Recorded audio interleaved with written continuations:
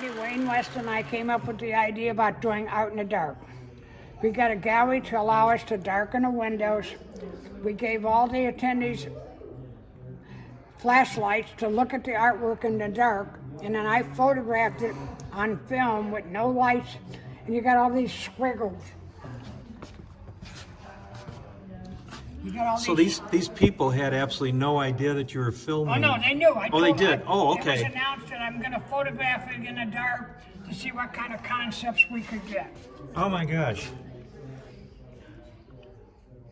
So yeah, it's like ghosts in the room. A lot of people walking through, so you got ghost images, and that's what a photograph looked like before we did all the lighting on it.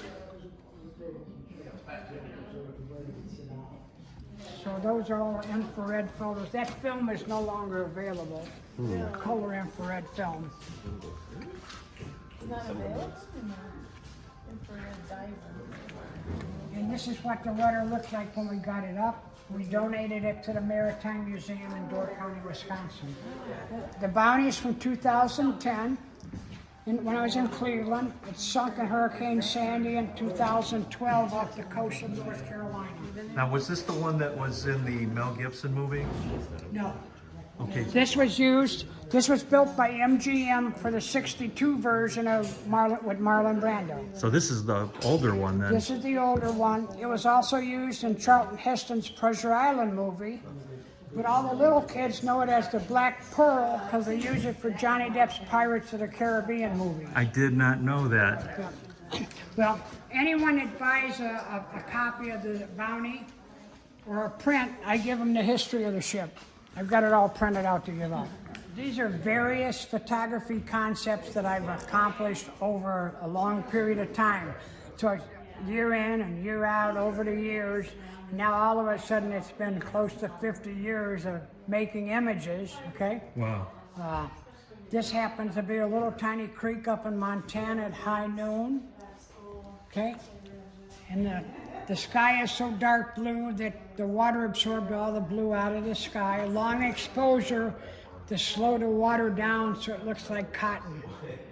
Yeah, it does. And it's on canvas, called a canvas wrap. That's a long way from the black and whites over here. These are some early black and whites that I did. Film, everything was done by me, from the processing, the printing, the matting, and the framing. I do it all for myself, okay? Then I went into some infrared, trying that infrared film. Now, are you still, you told me you were using slide film. I've been using slide film.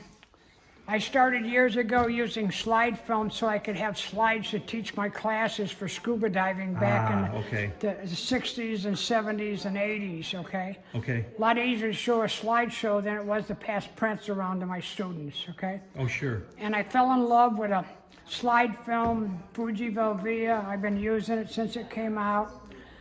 It's still available, but getting it processed is a little difficult today. So you're not doing the processing on the slide film then? No, I've never processed the slide film. I've always had somebody else process it for me. Unfortunately, I lost my printer. An individual down in Akron, actually Cuyahoga Falls, had been printing for 25, 26 years. He retired in November, so he was scanning my slides today and printing. He originally did my Cibachrome prints. This is a Cibachrome print, which is a direct print from a slide rather than printing on negative film. And it was due to the way the chemistry was done.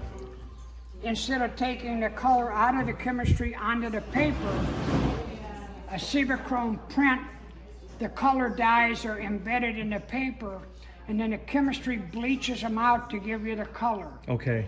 It was considered the most archival print in its heyday. Okay. The process is no longer available.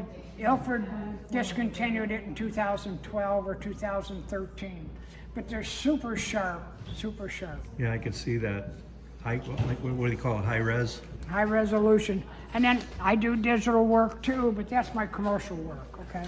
Okay. Product photography, kitchen cabinets, spare tire covers, forklifts, industrial machinery, some architectural stuff. But also photography's come a long way. During the Civil War, we were printing on tin. If you walk down here, you can see something printed on aluminum. Yeah, I've seen the glass plates. I haven't done anything on glass yet. I'll probably give it a try. But I have to tell you, when you put an image on aluminum, I mean, they really snap or pop. Oh yeah. They're just so glossy. Okay? They're really nice. Like I said, in the Civil War, printing on tin types. Now we're printing on aluminum and glass. Photography's been a lifelong passion. It was a hobby for many, many years until I decided to make it a full-time profession. I don't consider it work. I enjoy doing it. I tell everybody I'm a working photographer. I may work at reading an article, I may work at taking a picture, or work at framing something, but I'm a working photographer, okay? And I've been very fortunate. I've had work printed in magazines and calendars and annual reports and note cards, plus my images being sold on matted pieces, framed pieces. Now, Roy, who are your influences? Well, I have to say that some of the early photographers, okay? Angel Adams. I'm not pronouncing it right. Ansel Adams for landscapes. Ansel was a fantastic printer. He did a fantastic job in the darkroom. He was an excellent printer. Great photographer, a better printer. Okay? Now, how's that? Edward Weston, Okay.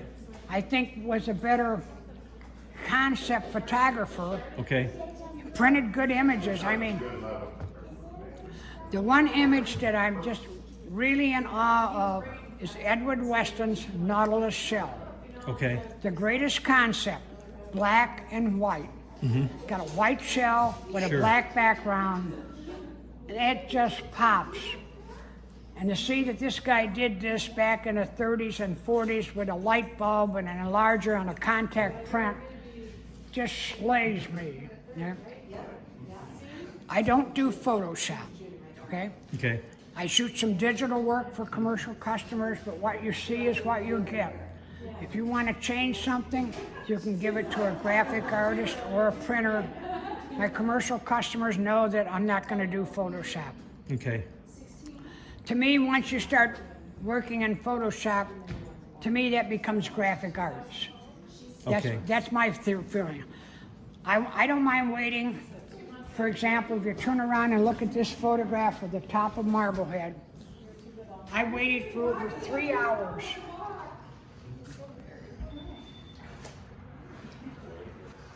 I waited for over 3 hours for the sun to get up just to illuminate the top of the lighthouse, because that's what I wanted to photograph, was just the top of the lighthouse. Okay. But I don't want to sit behind a computer screen for 3 hours to add things or take things out. That's just not me. You're adding your own light. I'm trying to capture the light. Capturing the light. Capturing the light.